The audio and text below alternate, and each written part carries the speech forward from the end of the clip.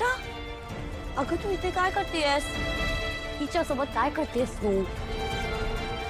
काहीही झालं तरी आम्ही दोघी मैत्रिणी आहोत अनिका. काय ना अनिका, तू नेमका पेपर फोडतेस कसं हे आम्हाला बघायचं होतं. म्हणून आम्ही दोघींनी भांडायचं नाटक केलं आणि तू त्यात फसलीस.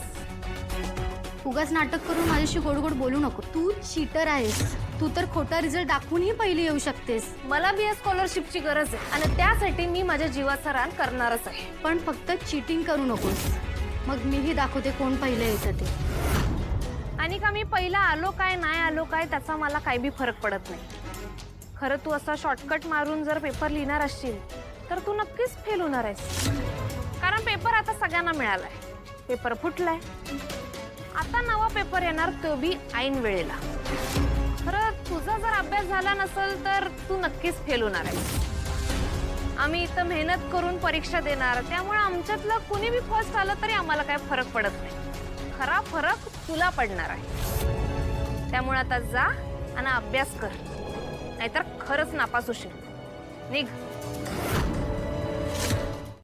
काय झालं सर? ऋषी सर येणार नाहीत का? मिस्टर मेहता, मला असं वाटतं की ऋषीला यायला थोडा उशीर होईल. आपण मीटिंग सुरू करूया ना तोपर्यंत. काय? नाही सर, काही काळजी करू नका. ऋषी सरांचं आणि माझं सकाळीच बोलणं झालंय. ते अगदी वेळेवर पोहोचतील. नाही म्हणजे मीटिंग सुरू व्हायला अजून 5 मिनिटं बाकी आहेत. आपण ऋषी सरांसाठी थोडा वेळ वेट करू शकतो.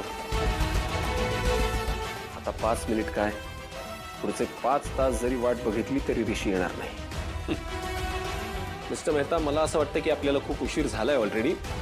आपण आता मीटिंग सुरू करूया. Okay? Hello hello, sorry, so sorry gentleman, मला उशीर झाला ना. व्हॉट? हे कसं शक्य आहे? ऋषीला तर मी झोपेच्या गोळ्या दिल्या होत्या. हॅलो हॅलो, सो सॉरी, मला जरा उशीर झाला यायला. हाय, ऋषी इनामदार. हॅलो, प्लीज बसा ना. Please you to. येस दादा, एक मिनिट. मी तुम्हाला सकाळीच एक मेल केला होता, तो तुम्ही चेक करा. नाही ओके, लेट मी चेक. बस ना. हा इथे कसा काय येऊ शकतो? झोपेच्या गोळ्यांचा ऋषीवर काहीच परिणाम झाला नाही का? की हा दूध प्यालाच नाही?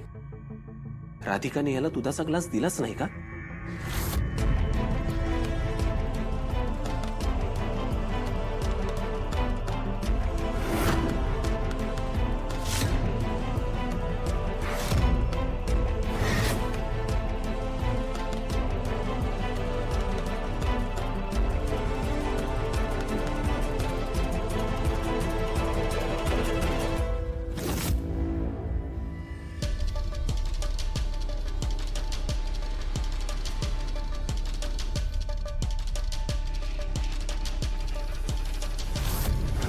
दादा बस ना, बस ना.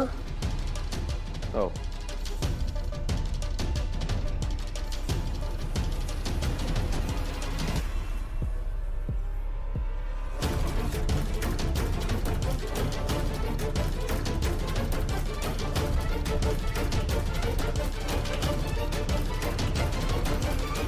So this is all from our side. आता तुमचं उत्तर तुम्ही सांगा. एक्सलंट मिस्टर ऋषी, तुमचं प्रपोजल मला आवडले. It's done. आपण हे कॉन्ट्रॅक्ट करतोय. Congratulations. Great. Thank you. All the best. Thank you. तुम्हाला पुढचे डिटेल्स त्यांच्याकडनं मिळतील. ओके, चला आपण पुढचे डिटेल्स घेऊयात. शुअर. ओके.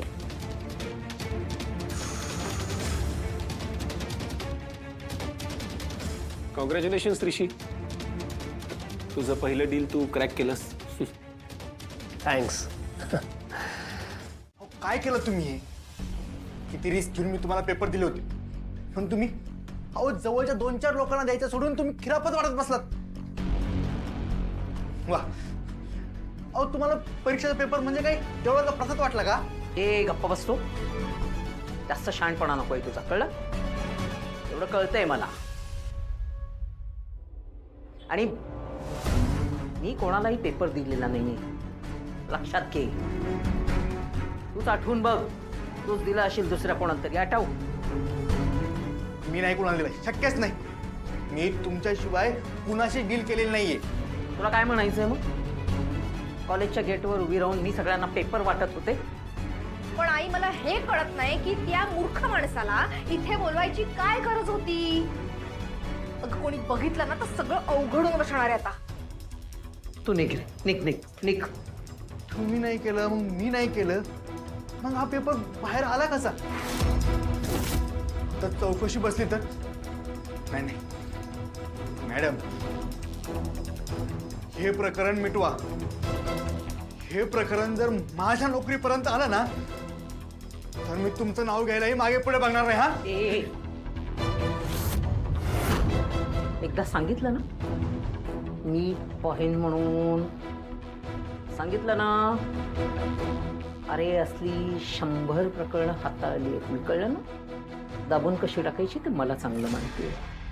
अरे आता फक्त कॉलर पकडले. पुन्हा जर तुझ्या जिभेवर माझं नाव आलं ना, जीभ कापून टाकेन. सॉरी मॅडम, जरा घाबरलो होतो म्हणून बोललो. ठीक आहे, तू निघ आता. मी बघेन काय करायचं ते. पण तुला जर या प्रकरणामध्ये तुझं नाव यायला नको असेल तर यापुढे इथे कधीही दिसायचं नाही, कळलं. निघ. हॅलो. काय? हो आम्ही आलो. हे आई, ती म्हातारी इथे आली आणि तिने मीटिंग बसवली आहे. तू निघ रे. आज निघ म्हटलं ना, निघ आता, चल. हे बघ, म्हातारी कशी काय इथे आता टपकली माहित नाही. आपण काय दाखवायचंय? आपल्याला या प्रकरणाबद्दल काही एक माहिती नाही. चल.